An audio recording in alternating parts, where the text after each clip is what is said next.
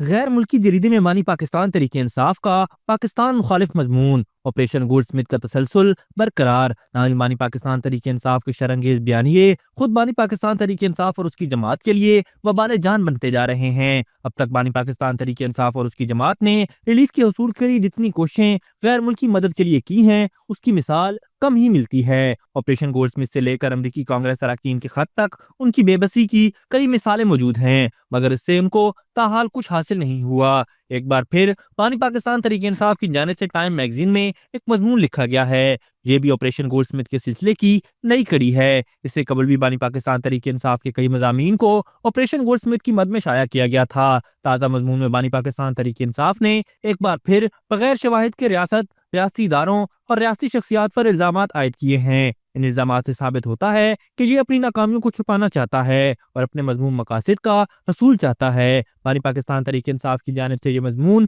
دراصل پاکستان کو بین الاقوامی سطح پر بدنام کرنے کی ایک اور مضمون کوشش ہے۔ اس طرح کر کے وہ یہ سمجھ رہا ہے کہ کوئی ریلیف حاصل کر لے گا تو اس کی خام خیالی ہے۔ ان تمام الزامات کا مقصد بین الاقوامی سطح پر جھوٹ بولنا اور پاکستان کے باشعور عوام کو گمراہ کرنے کی نئی کوشش ہے۔ بانی پاکستان تحریک انصاف نے اپنے مضمون میں پاکستان کے جمہوری اداروں اور حکومتی نظام کو شدید تنقید کا نشانہ بنایا ہے، لیکن حقیقت اس کے برعکس ہے۔ پاکستان میں اس وقت جمہوریت مضبوط ہے اور تمام ادارے آئین کے اندر رہ کر اپنا کردار ادا کر رہے ہیں۔ پارلیمان سے آئین سازی ہونا، ملک میں معاشی ترقی ہونا اور سفارتی سطح پر پاکستان کی ساکھ بحال ہونا مضبوط جمہوریت کو ثابت کرتے ہیں۔ بانی پاکستان تحریک انصاف کا اپنے کارکنوں کی گرفتاری اور ان کی سزاؤں پر مظلوم بننا بھی حقائق کو چھپانے کے مترادف ہے۔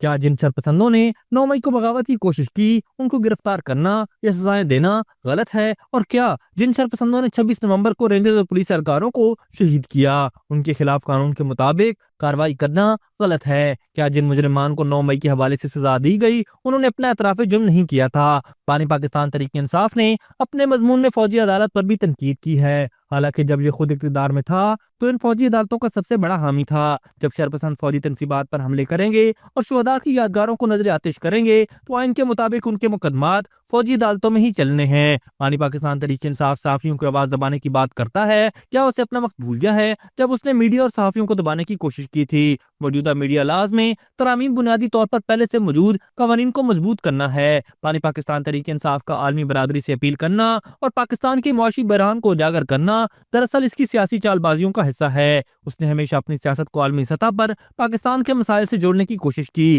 حالانکہ ان کے دور میں پاکستان کی معیشت بھی مشکلات سے گھری ہوئی تھی، جبکہ اس کے برعکس موجودہ دور حکومت میں پچھلے 2 سال میں مثبت معاشی اشاریے واضح نظر آ رہے ہیں، جن کا ثبوت بین الاقوامی سروے رپورٹس بھی دے رہی ہیں۔ بانی پاکستان تحریک انصاف نے جس طرح عالمی سطح پر اپنی سیاست کو عالمی مفادات سے جوڑنے کی کوشش کی، وہ دراصل اس کی خود غرض سیاسی حکمت عملی کا حصہ ہے۔ بانی پاکستان تحریک انصاف کا نیا مضمون دراصل اس بات کا ثبوت ہے کہ اس جماعت کے پس پردہ غیر ملکی لابیز، بالخصوص صہیونی اور بھارتی لابیز ہیں۔ یہاں سوال یہ بھی ہے کہ آخر وہ کون ہیں جو بانی پاکستان تحریک انصاف کے نام پر پاکستان مخالف مضمون لکھ رہا ہے؟ حالانکہ بانی پاکستان تحریک انصاف اپنی جرائم کی پاداش میں اس وقت جیل میں ہے، اور ان مضامین کے حوالے سے بانی پاکستان تحریک انصاف کی جانب سے کوئی تردید بھی سامنے نہیں آئی۔ کیوں پاکستان تحریک انصاف جماعت اس پر فوری ایکشن نہیں لیتی؟ یہ سب ایک سوچی سمجھی سازش کے تحت ہو رہا ہے۔ بانی پاکستان تحریک انصاف میں خلفشار، انتشار اور تقسیم بڑھ چکی ہیں، اور ان مسائل سے توجہ ہٹانے کے لیے یہ بانی پاکستان تحریک انصاف کبھی خط لکھتا ہے اور کبھی مضمون، مگر حقیقت یہ ہے کہ صوبہ خیبر پختونخوا سے لے کر سندھ تک